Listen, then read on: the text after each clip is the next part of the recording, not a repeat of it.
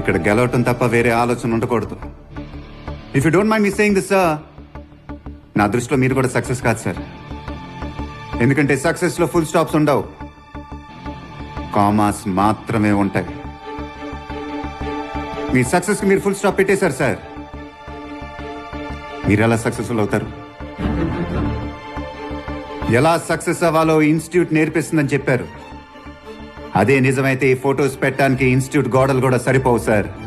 ఎందుకంటే సక్సెస్ లో ఎవడి దారి వాడిదే. Success is not a destination, success is a journey.